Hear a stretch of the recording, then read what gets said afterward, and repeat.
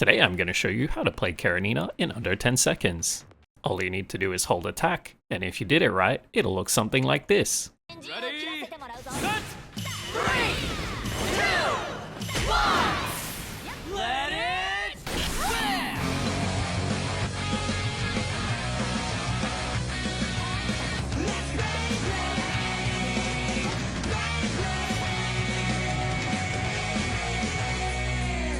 That's a nice cannon you have there, Karenina.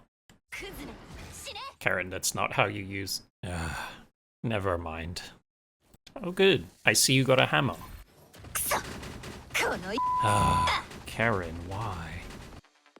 I hope you're all ready, cause this is a long one. Man, this took a lot of time and effort to compile, and to make as simple as possible. I'll be breaking this guide down into two parts. The first part, we're gonna have the simple how to play, and then the second part, we're going to be discussing Karen and all her different ranks, including the new game mechanic that she's brought into the game. Hopefully by the end of this guide it'll all make sense and you'll be able to make a very informed decision on what you want to do with Karenina. And a quick note as well, I'll also have a more in-depth testing video coming soon, but you'll just have to wait because I ain't got time right now. That video will contain a lot of test data, and I think it will help you decide what you're going to do on your account regarding pulling for Karen and how many times you want to pull her. And with all that said, let's get straight into the guide. Let's start with her orbs. First we have her yellow orb, this orb can slow enemies. Second we have her blue orb, which also shoots. You can actually do something quite fun if you hold either blue orb or yellow orb, whichever one you pick first depends on which one she will continue to do. She will then continue to shoot until you run out of orbs, making it quite fun, and if you go into this training stage here, you can actually play with this infinite orb gimmick. Unfortunately, there doesn't seem to be any real reason to do this in actual combat as the damage is quite low, but it's one of the most fun novelty things I've seen in a character to date. I just wish it was a little more viable. If you're not in the training stage, this can be hella fun for like half a second until your orbs run out. Her red orb is just a gap closer that hits things. Next up, Karenina's ult. It's a simple press, and you'll want to do this in the air after her core passive, which is a great way to end her core passive, otherwise you will have to awkwardly wait as she drops to the floor or finish all your spins. Now, onto Karen's core skill. To activate her core, you need at least one 3-ping ready, or matrix mode active. After that, just hold attack, and then once she's up in the air, mash the attack button quickly while she spins. While you are spinning in Karenina's core passive, you can actually dodge. It will take double the dodge amount. If you do successfully dodge though, you will restore a good portion of her dodge gauge. This will also restore some of her core and her signature energy, meaning that she can jump one more time. Just note that this can only be triggered once every 10 seconds. You can also keep chaining her spin permanently with more dodges, as long as you do it before you touch the ground. This is quite fun to do, although it's not going to help you that much in regular gameplay, just like her shooting orbs. If you use the Matrix to activate her core, she won't actually use that 3-ping, but she will eat the slow motion effect of the Matrix itself, and Matrix mode will end. So, to do a double charge this way, you will need one full 3-ping ready, and the other will be the Matrix getting consumed. If Karenina is S rank, you will need 2 3-pings to successfully fully charge her core passive. You can activate it with one 3-ping, but you will miss out on a lot of damage, and it's not really worth doing. If you have SS rank Karenina, she will auto-rearrange her orbs while you hold the attack, making her much more playable. If we go up from here, we have a new thing which is called SS3. This came in this patch, and it's only for Karenina so far. All this is you get the character to SS rank and then you unlock 3 extra nodes, hence SS3. Think of it as a stepping stone rather than having to go all the way to SS to get something new. If you do have SS3, Karenina will be able to eat 9 orbs for her core passive instead of just 6. If you do consume all 9 orbs, then you will get the damage to go up considerably. If you only consume 6, it'll be like you just had SS Karenina. The next rank to talk about is SSS3, SS3. So, this is just SS with an extra 3 nodes activated. This will let you consume a further 3 orbs for a total of 9 orbs. You will also gain one 3-ping set of orbs back every time Karenina's team members use their ultimate, This only works once per character swap in, so if you use Luna's ult multiple times without swapping her out for some reason, you will only get 1 3-ping still. While I have a more in-depth video coming, as I stated earlier, I still wanted to touch on this subject and give you guys a quick overview of a couple of things.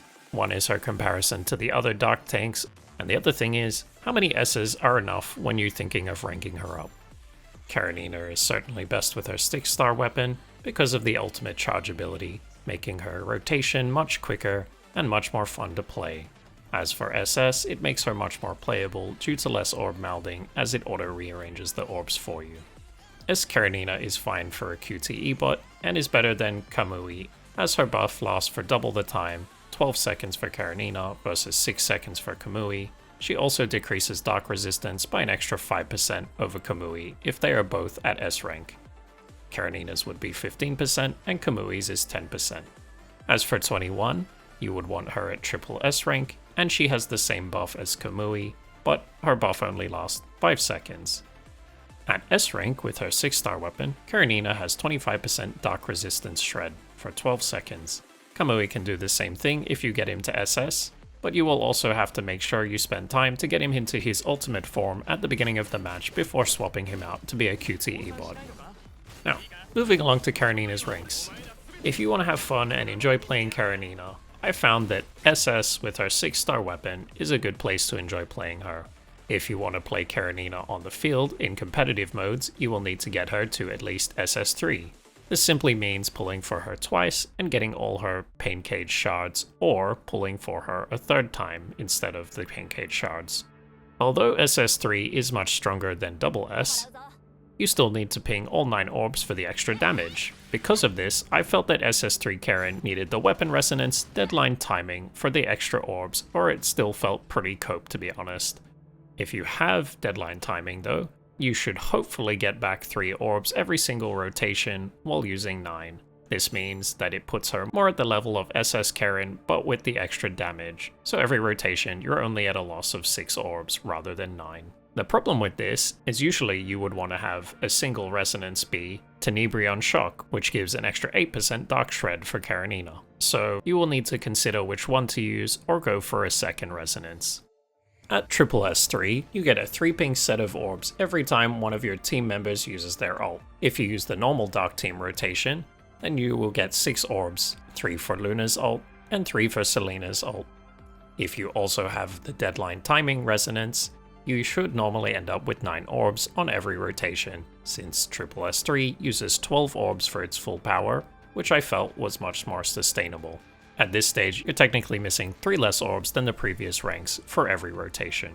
I will very briefly mention triple S6, it's not worth it in my opinion, as it's a small 30% damage increase to her spin attack only. That brings us to SSS Plus, the full whale experience.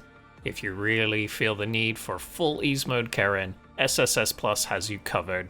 Karenina will now gain an extra 3 orbs of random color every time you swap into her on the field. This means that with the weapon resonance deadline timing, you should now be completely orb neutral, consuming a full 12 orbs, but also gaining a full 12 orbs every rotation. 3 from both team members' ults for a total of 6, plus the deadline timing resonance, giving you another 3 every 45 seconds, and the last 3 for swapping back into Karenina. Now this is a lot to take in, and I know it's going to leave a lot of people confused as to which rank they want and how far they want to go with summoning Karenina. I have another video coming up soon where you can see me test the damage on Karenina from SS all the way up to SSS Plus rank, including the main stepping points that we discussed in this video along the way. Hopefully this will help give you more information to decide what is right for your account and what decision you would like to make when considering using and pulling for Karenina. Do keep in mind that we also have the anniversary 100% uprate banner. This banner will be available this patch, and it includes everyone up to Mech Nanami, so it's a great chance to pull for all the old characters that you may have missed instead of using the 70% uprate banner. And for those who are spending, there's also a 600 RC S-rank character selector in the shop, which also comes with 7,500 summon tickets over the course of 10 days. Hope this guide was helpful, and I'll see you in the next one.